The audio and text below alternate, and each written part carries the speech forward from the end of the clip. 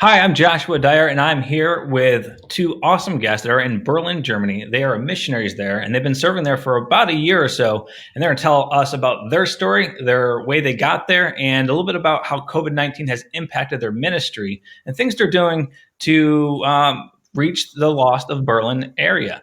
And before we begin, we do want to thank our crisis response team who's been taking all the missionaries in account and finding ways to help them overcome or find ways to see that they are remaining safe throughout the COVID-19 epidemic. So without further ado, I want to thank Greg and Brittany from Berlin, Germany. Guys, how are you doing today?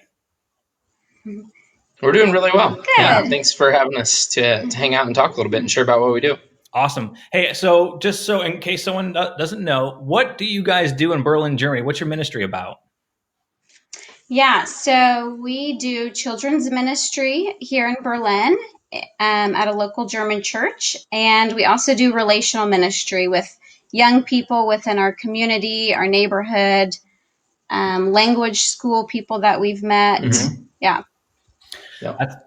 So how did you guys get involved with all of that, and why Berlin, Germany?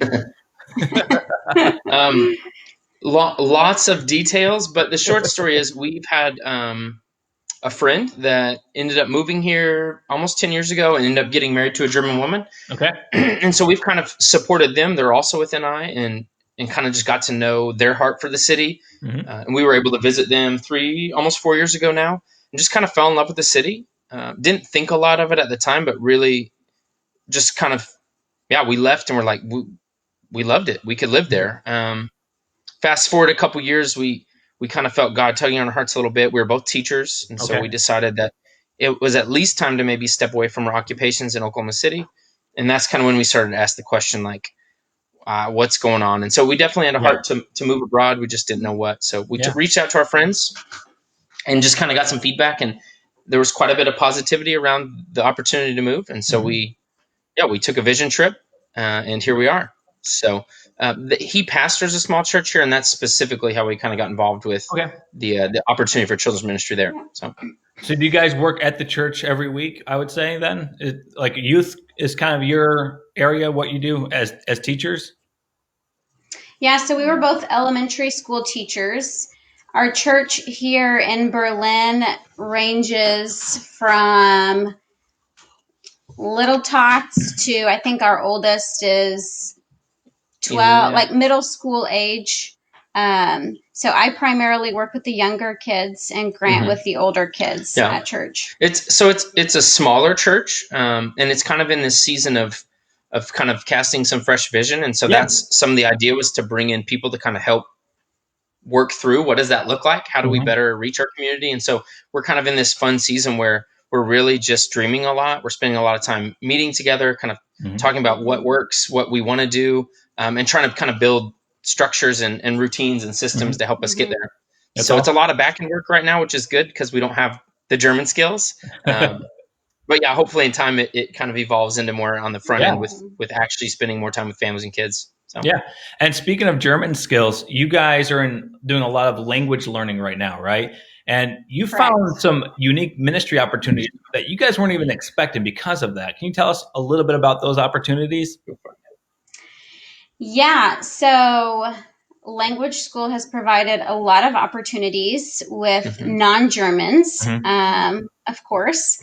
Non-Germans here for a variety of different reasons. So we've connected with people from all over the world, which has been a really neat opportunity that we didn't necessarily expect.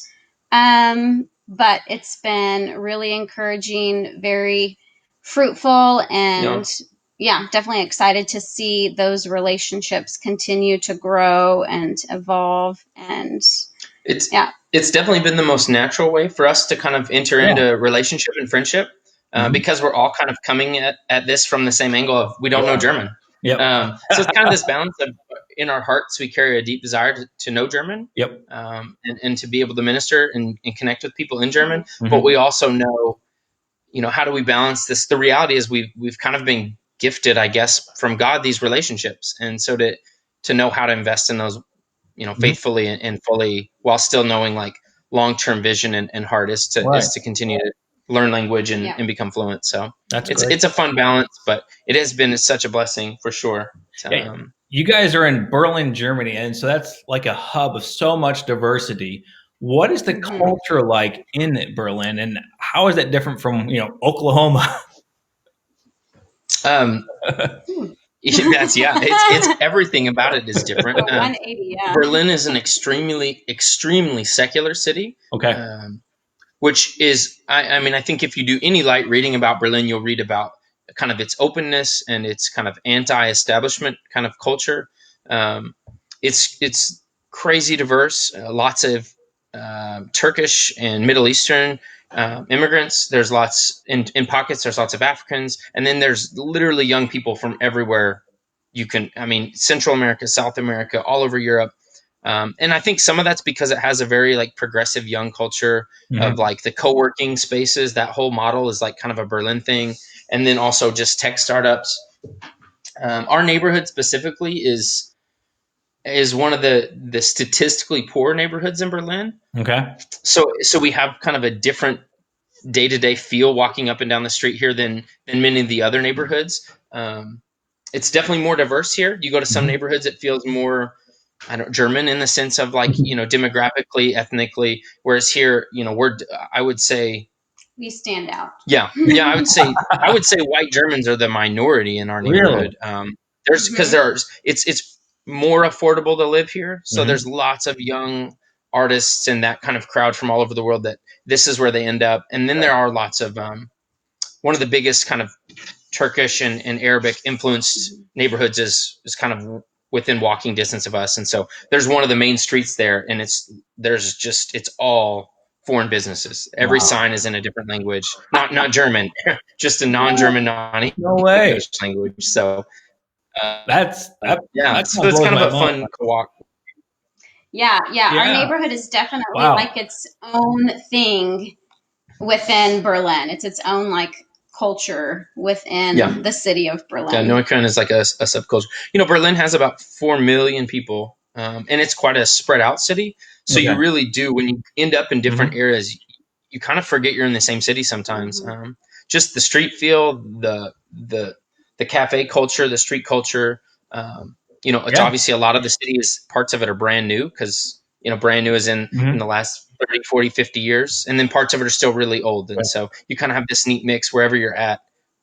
We always kind of have to stop and just explore and take it in and kind of learn about what's the history here in this neighborhood or this street or whatever. So that's cool. Now, speaking of community, with COVID-19, everything has changed, right? I mean, what has changed in the community that you're serving in, and how has it impacted your ministry? Yeah. So for church, we have not been meeting on Sundays for 2 months now. Yeah. So that has definitely impacted our children's ministry, but it's been really neat to see the opportunities that we've had as children's ministry leaders to get creative and think about what are opportunities that we have that we can still continue to invest in our kids and the families of our church. So yes, it is, unfortunate that we are not with each other every Sunday, but I think the flip side of that is that it has provided some opportunities for us and the rest of our children's ministry team to really come together as a team and put our heads together and think creatively and still continue to support our kids. Cool. Can you give an example off the top of your head of the ways you've been able to do that? Yeah. So the latest thing that we've been doing is creating. So we have videos that go out to our kids every Sunday where one of our teachers is telling the Bible story for that week in German, of course, and sharing that with the kids so they have something at home to watch, and they're still continuing to get those lessons each week. And then we have started to complement that with craft bags. So that's kind of where Grant and I have came in, since we don't have the language skills to actually like video ourselves and send out a lesson. So we have been creating crafts and games and memory verses and putting these bags together for these kids. That's cool.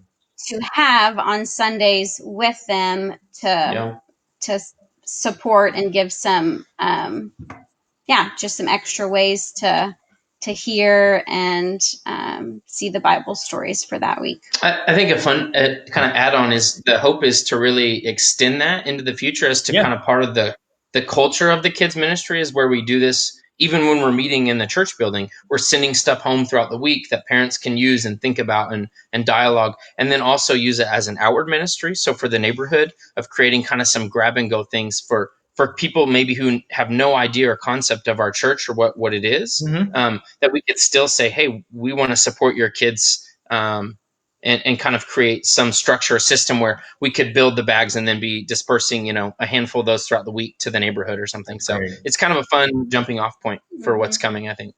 Do you guys have any sense of when things will get back to normal in Berlin? I think, I mean, things are so comparative to the United States. Just reading this week, things are starting to kind of become normal. I think normal is an interesting word because it doesn't feel normal. It's busy out. People are out. Parks are open.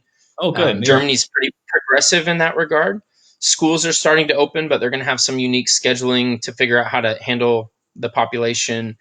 You'll see restaurants and stuff. Those conversations are happening this week. Okay. But churches, I think, have been permitted to meet small gatherings, but still with distance. And so navigating that is, I think, more just a discernment thing of what's the right time to actually have like a really genuine gathering, where people can interact in a healthy, meaningful way. And I think that's what our church leaders are doing. But our daily life, I think the hope is in the next couple of weeks, we'll start to see a little more routine and rhythm come back, especially for us, like with language school. It's like been all digital. And that's like, I just want to try to talk to a person in German in person rather than just on the computer all the time. So I think in the next couple of weeks, we'll really start to see, it's going to unfold. I mean, I guess it could go the other way and we could go right back to where we were. And that's kind of the fear. And that there's definitely conversation about that. So then this week will be very, very insightful, I think, as to what the next month holds. So, okay, cool.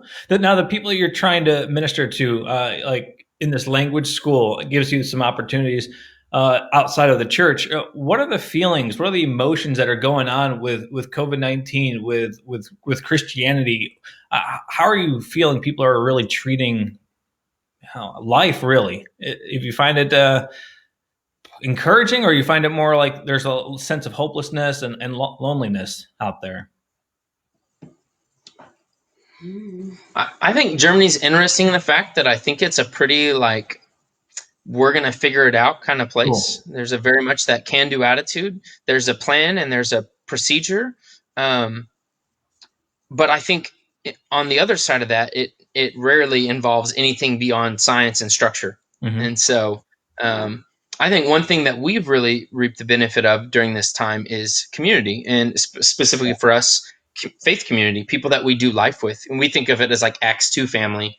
But just people that know our hearts and can weather the states or here. And I do think that there's probably been a lack of that in Berlin, in a lot of places, not just Berlin. But I think it's interesting. I don't think people take faith or Christianity into account really when processing, how does this affect my life? How does this affect my routine? It's a lot more of a pragmatic, practical approach, more black and white. What does this mean for me day to day? But it is interesting because there's a lot more lax with parents staying at home, and that culture around that is, it's not as big of a deal because parents already have a lot more time off when they have kids here. And so it's been a really neat, I think, observation exercise for us to experience this, because you really kind of see how culture how the gears kind of turn more when things kind of get messed up. People, you kind of see how they solve problems and how they figure things out differently, and it's been very insightful, and I think some of it's been very encouraging, but in some ways it's also, I don't think it's unfortunately increased our opportunities to talk about faith or Christianity. at least openly or yet. I I don't want to say it won't. I think it could as things, maybe don't get back to normal or whatever. But in the short term, I think it's more of a practical approach here. Yeah. Which has its benefits in the sense of a lot of logical thinking and planning. So. Yeah. One of the stories that caught my attention when we were talking originally, was a week or two ago, was that their respect for Sundays, and how they really take advantage of that. They really rest. Can you describe that and what it seems different in American culture? We use Sunday as more of like, all right, we can go out to the yard and do our jobs or do some yard work or, things we didn't have time for during the regular week. Describe the culture and the way they really hold the Sabbath, our Sundays. Yeah, definitely. Yeah, as a matter of fact, yesterday afternoon, I was wanting to vacuum, and Grant was like, "You can't vacuum. It's Sunday. Be careful. Like, be easy there. Quiet. Sunday is like a quiet day." Yeah, I think in the beginning, it was definitely an adjustment for us because we were used to like Sunday afternoon doing our grocery shopping, working in the yard, and I think in the beginning it was frustrating because it was like, why are no grocery stores open? Like, why can't we do anything? Hold that. I love that. But I think we have really come to enjoy the emphasis that is put on the Sabbath and as a day of rest and a day of time with the family, time with the Lord, the stillness and the quietness. So I think we are adapting or adopting that ourselves as something part of the culture that we really have come to enjoy and respect. Yeah. Well, and I think that the key, it's interesting because it's a cultural thing. It's like a cultural Sabbath here. It's not so much that everyone's a Christian or everyone's like, oh, this is like how you do it. This is what Germany has always done. Like, why would we? Sunday is the don't do anything day. You rest, you relax, you stay at home, you sleep in. It's interesting to see too how Christian culture in some ways has kind of these lingering influences across common mainstream German culture, which is a lot of holidays here also. Okay. There are a lot of they follow the religious holidays here that are celebrated where everything shuts down. Wow. That are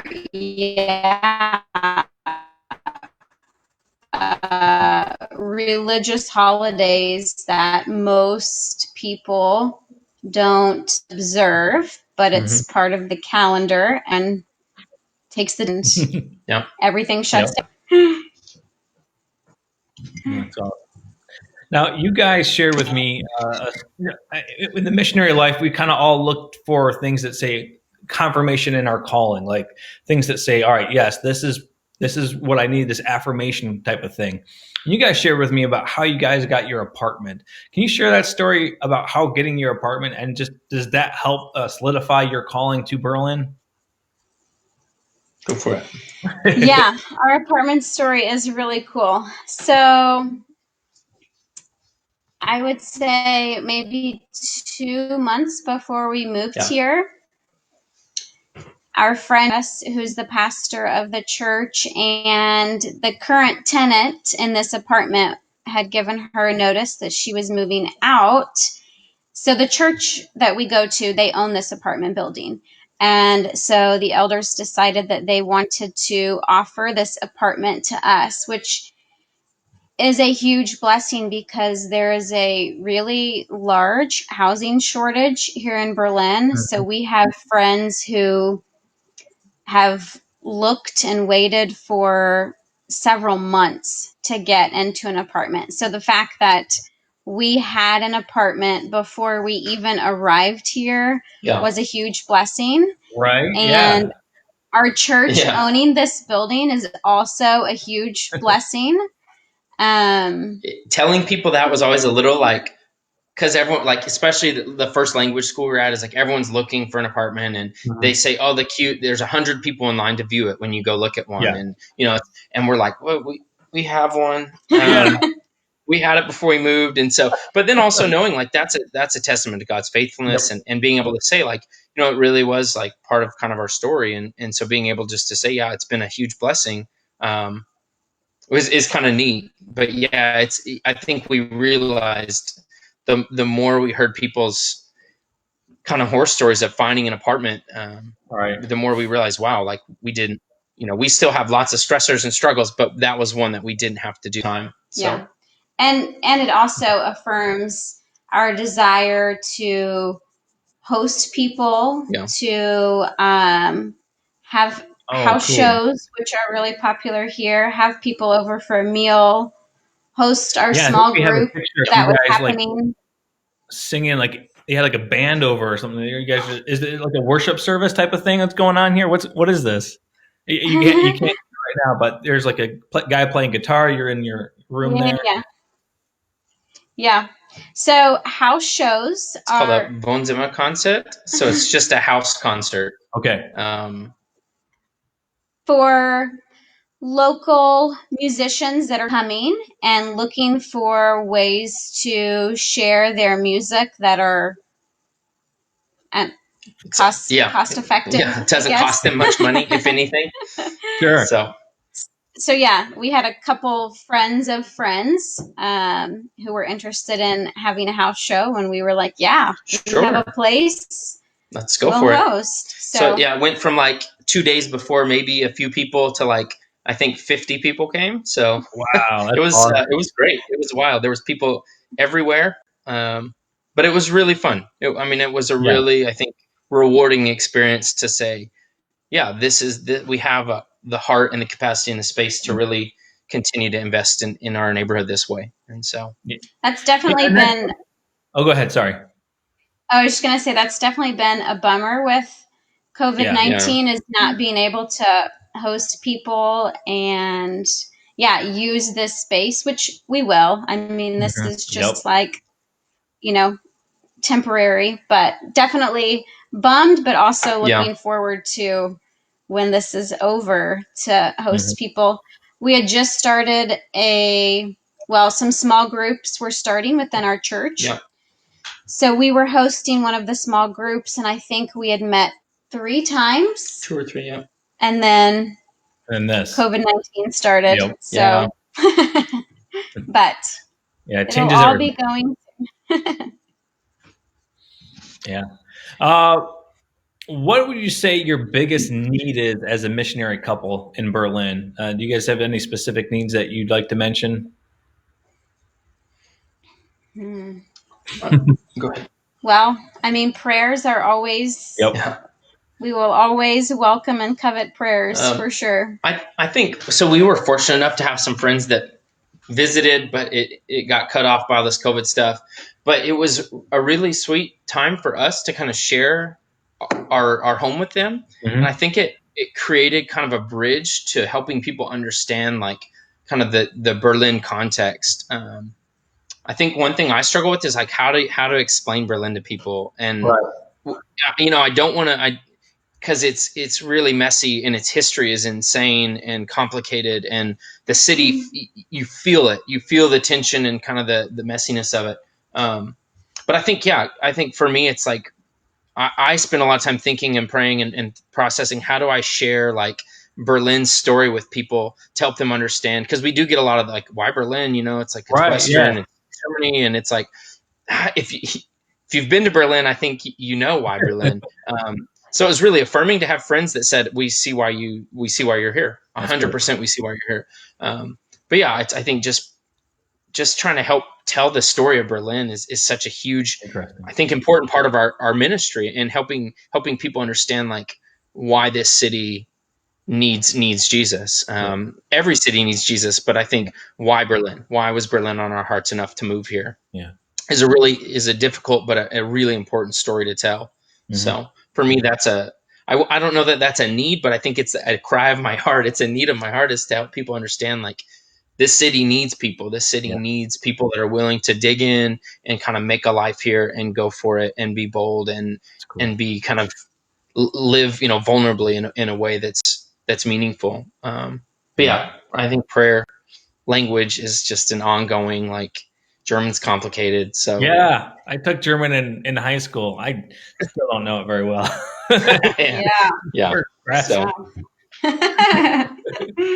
all right. Hey guys, do you have any specific scriptures that have really been speaking to you over the last few weeks that you'd like to share with us? You want to share one? Yeah, definitely one that we've been. Read it. Yeah, I have it. That's just been kind of sitting with us is Romans 15:13, and I wrote it down because I can't always remember verbatim. It says, "May the God of hope fill you with all joy and peace as you trust in Him, so that you may overflow with hope by the power of the Holy Spirit." Mm-hmm. So yeah, this has just been really comforting, especially during this coronavirus season where there is a lot of unknowns. That we can completely trust in the Lord, and that we can choose joy too. I think in this time, because we know that God is in control of this, and that is a gift of being a Christian, is knowing that no matter what the situation is or the circumstances, like God's got it. Like He's in control. Yeah. That's good, guys. Hey, before we go, any last things you'd like to share with people that are watching, either now live or when they watch it again in the future? Just you'd like to share something that's on your heart. Oh man, I don't know. I think I already shared mine. It's just is just helping. Yeah, have kind of a new picture of when they hear Berlin, they don't think tourism, and they think it's a city with a messy history, and a deep need to be known, a deep need for identity, and just kind of a revelation of hope. And so I think for me, this verse is really that. It's like, that's, if I can live in that place and rest in that place, that's my best witness to people in this neighborhood and this city, is to have something that marks me as different. Because this is a city where people come to be different. And so my difference be something unique and special that sets me apart. But yeah, I think that's cool. Like I said, I already shared mine. I guess I would need to share it. I don't know. I didn't even think about that one, but it felt good to share. So there you go. How about you, Brittany? Anything that specifically that you'd like to share? Man. Okay.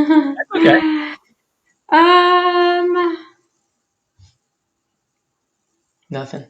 That's fine. Hey, real quick. Nothing's jumping out at me. What is the best way for people to learn more about you and your ministry? Is it through newinternational.org? Is it emailing you? What's the best way? Yeah. So on the New International website, you can find us, and there's like a short bio about us, and then also our email addresses. Yeah. I think emailing us. Yeah. I have your email address. Ezra, can you put that up? Her email address is bbell@newinternational.org. Or do we have Grant too? I think there's Grant. You're the one who kept responding to me. Yeah, she's kind of the PR person. So Grant is Greg and Brittany. Go to bbell@newinternational.org. You can also go to newinternational.org and search who do you want to help, and do Grant and Brittany Bell. And guys, thank you so much for joining me today. It's been a huge pleasure. I love what you're doing in Germany, and I love your calling and your desire to let people know more about Germany and its history and its need for Christ. I think that's fantastic. And the way the Lord has blessed you and has guided you throughout this whole process is amazing. And I hope to someday meet you guys face to face. And again, thank you guys for joining me. Yeah.